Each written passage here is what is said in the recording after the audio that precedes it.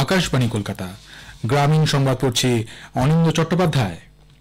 বর্তমান পরিস্থিতির সুযোগ নিয়ে অসাধু ব্যবসায়ীরা যাতে নিত্য প্রয়োজনীয় জিনিসের দাম না বাড়ায়, রাজ্য সরকার সেদিকে কড়া নজর রাখছে। মুখ্যমন্ত্রী মমতা ব্যানার্জি নবান্নে আজ উচ্চ পর্যায়ের এক বৈঠকে কথা জানান।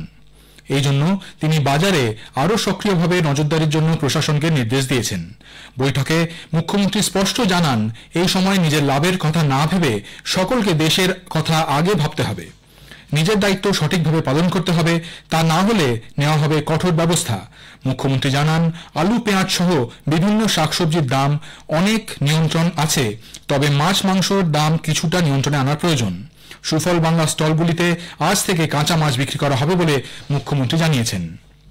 পেহেলগাম সন্ত্রাসবাদী হামলা এবং তার প্রেক্ষিতে ভারতীয় সেনাবাহিনীর অপারেশন সিন্দুর অভিযানের পর উত্তর 24 পরগনার পেট্রাপোল সীমান্তে নিরাপত্তা আরও বাড়ানো হয়েছে।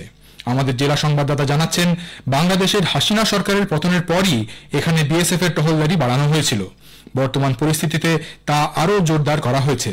সীমান্তবর্তী গ্রামের বাসিন্দারা সেখানে দ্রুত ফেন্সিং দেওয়ারও দাবি জানিয়েছেন।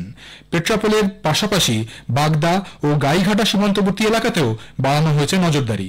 বিএসএফ এর আধিকারিকরা বারবার এলাকা ঘুরে দেখছেন। পাকিস্তানের লাহোর সহ একাধিক জায়গায় ভারতীয় সেনাবাহিনী আজ সকালে আক্রমণ চালানোর পর পুরুলিয়ায় বিজেপি নেতাকর্মী সমর্থকরা আজ সিঁদুর খেলায় মেতে ওঠেন। সেনাদের মঙ্গল কামনায় তারা কালী মন্দিরে পুজো দিয়ে প্রার্থনা করেন।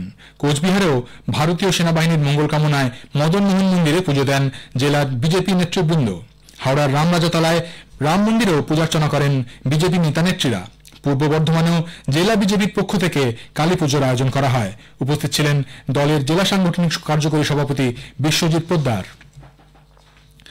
উত্তর পশ্চিম দিক থেকে শুষ্ক বায়ু প্রবেশের ফলে দক্ষিণবঙ্গের বিভিন্ন জেলায় আবারও তাপপ্রবাহের মতো পরিস্থিতি তৈরি হবে বলে আবহাওয়া দপ্তর সতর্কবার্তা জারি করেছে।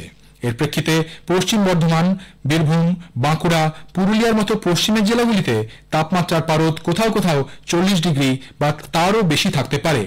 দক্ষিণবঙ্গের জেলাগুলিতে অস্বস্তিকর গরমের হলুদ সতর্কতা জারি করা হয়েছে। উত্তরবঙ্গের মালদা এবং দক্ষিণ দিনাজপুরেও রয়েছে তাপপ্রবাহের সতর্কতা। জাতীয় শিক্ষানীতির আওতায় মুর্শিদাবাদের নগর কলেজে মাল্টিডিসিপ্লিনারি কোর্স নিয়ে 2 দিন ব্যাপী কর্মশালার আজ ছিল শেষ দিন।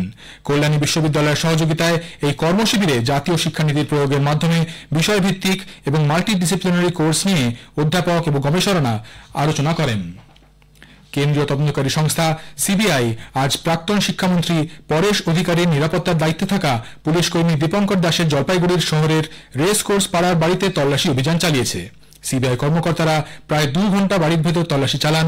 বেশ কিছু নথিপত্র খতিয়ে রাখা হয়। গ্রামীণ সংবাদ শেষ হলো। পরবর্তী সংবাদ শুনবেন সন্ধ্যে 7টা বেজে 25 মিনিটে।